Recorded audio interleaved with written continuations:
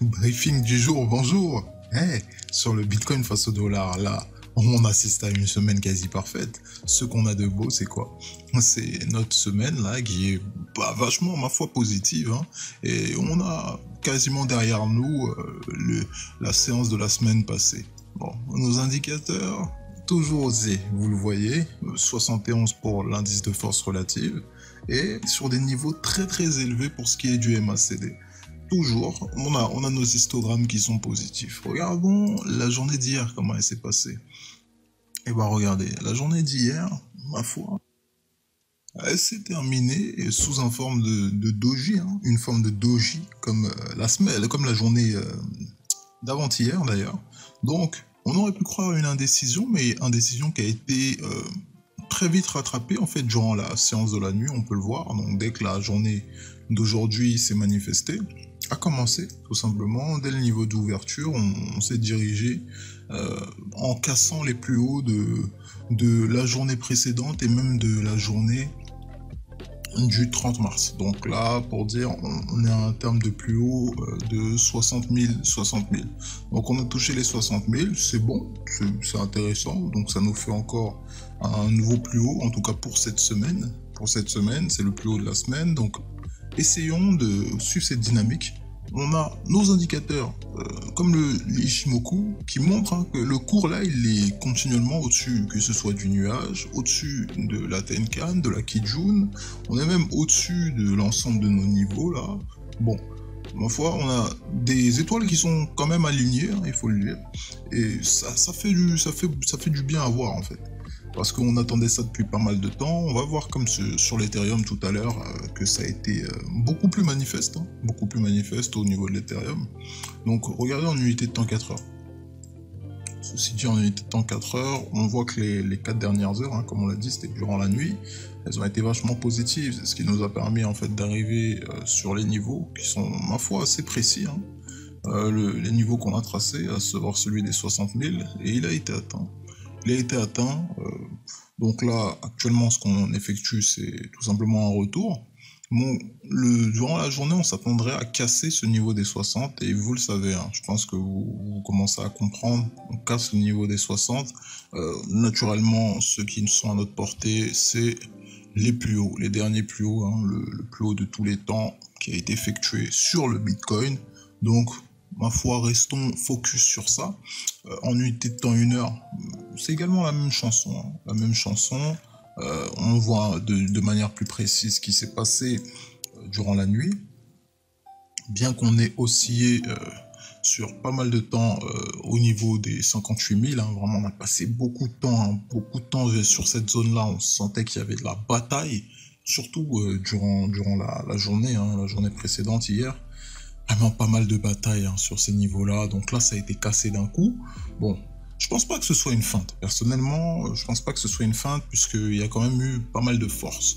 Après, à voir. Encore une fois, toute éventualité est à considérer et encore plus dans le trading. Hein.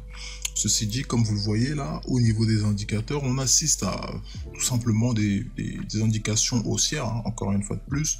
MACD, je pense qu'il n'y a pas besoin de dessin. Le RSI, on est autour de 55. Donc là, pour l'instant, on n'a pas forcément de soucis à se faire. L'Ethereum face au dollar, regardons un peu. Et là, pour vous dire que c'est encore plus fort. Pourquoi? Parce que là, depuis hier, en fait, depuis hier, on assistait à, non pas à une latéralisation comme on a pu le voir sur le Bitcoin, mais en fait une sorte de canal ascendant. Ce canal ascendant qui a eu tout simplement une sorte de feinte avec une cassure vers le bas, mais qui a tout de suite été rattrapé en cassant hein, les 1950, qui ont été d'ailleurs cassés donc à partir de 20 h, mais de manière franche hein, cette fois-ci, ils ont été cassés. À partir de là, on a pu se diriger tout doucement, tranquillement, lentement mais sûrement, vers les 2000. Les 2000 ont été touchés durant la nuit, c'est un très bon indicateur, hein, un très bon indicateur puisque c'est un niveau qu'on attendait pour poursuivre en fait notre dynamique haussière. Là, on s'attendrait donc à tout simplement atteindre les plus hauts qui ont été effectués. Donc les plus hauts qui ont été effectués sur l'Ethereum face au dollar, pour rappel, ils correspondent Ils correspondent, allons le voir, ils correspondent tout simplement, comme vous le voyez, au 2030.